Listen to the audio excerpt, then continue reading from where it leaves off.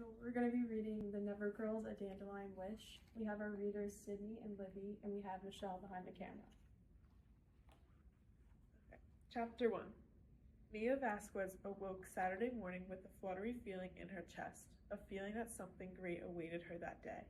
She rubbed her eyes, trying to recall what it was. Then she remembered, Neverland. The two words sent her leaping from her bed. She ran to the window and looked out at the backyard. White clouds chased each other across the blue sky. The grass was tall and the flowers bloomed in their beds, but it was the high wooden fence that held Mia's attention.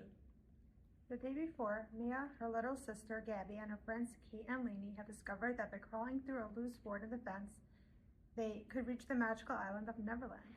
No one knew how the passage between the two worlds had come to be, not even the fairies whose magic had brought the girls to Neverland in the first place. But to Mia, it was a dream come true. To think she could visit the fairy world anytime she wanted, just by going through the fence in her own backyard.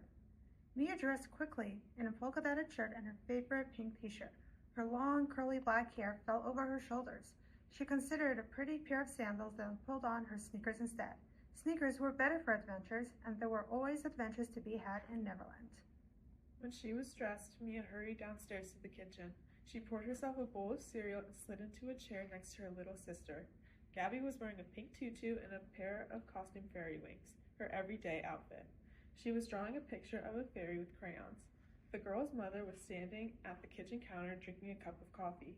"That's a nice drawing, Gabby," she said. "What's the fairy's name?" "That's Tinkerbell," Gabby said. "She lives in Pixie Hollow." Mrs. Vasquez smiled. "Where is that?" "It's on the other side of the—" "Ow, Mia!" Gabby exclaimed as Mia kicked her under the table. When she caught Gabby's eye, Mia frowned and shook her head. Their parents didn't know about Neverland, and Mia didn't want them to find out. She had a feeling that if they did, the girls' adventuring would be over. Out the kitchen window, Mia could see her father working in the yard. She hoped he would be done soon. Otherwise, they couldn't sneak through the fence.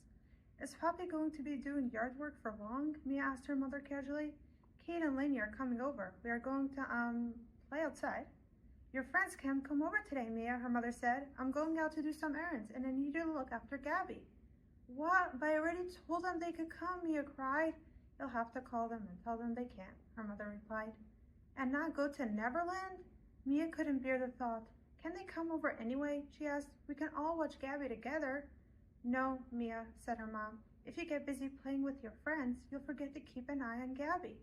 "I wouldn't," Mia said. She thought the first time they found themselves in Neverland, pulled there on a fairy's blink. Hadn't she and her friends taken good care of Gabby then? But, of course, she couldn't point this out to her mother. "Kate and Lainey can come over another time," Mrs. Vasquez said. "It's not fair," Mia complained. "Poppy's here. Why can't he watch Gabby?" "Poppy is busy today." "Mia, please don't sulk. It's just one day. You're old enough to be responsible." "Who cares about being responsible?" Mia grumbled under her breath.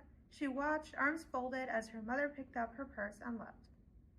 When she was gone, Mia called Kate and Lainey and told them they couldn't come over. Then she returned to the table, plopped herself down in a chair, and glared at her sister. Gabby didn't seem to notice. "Do you want to play a game?" "No," Mia snapped.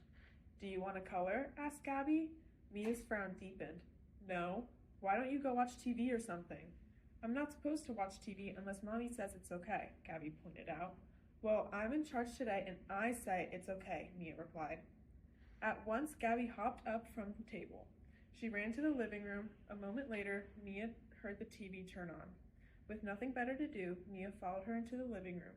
She flopped down on the sofa. On the television screen, a bunch of cartoon monsters were singing a silly song. Mia sighed. She couldn't think of anything more frustrating than to be stuck watching a lame kiddie show when she could be spending time with the real fairies. She looked out the living room window at the high wooden fence. Neverland lay just on the other side. She could reach it in less than 30 seconds.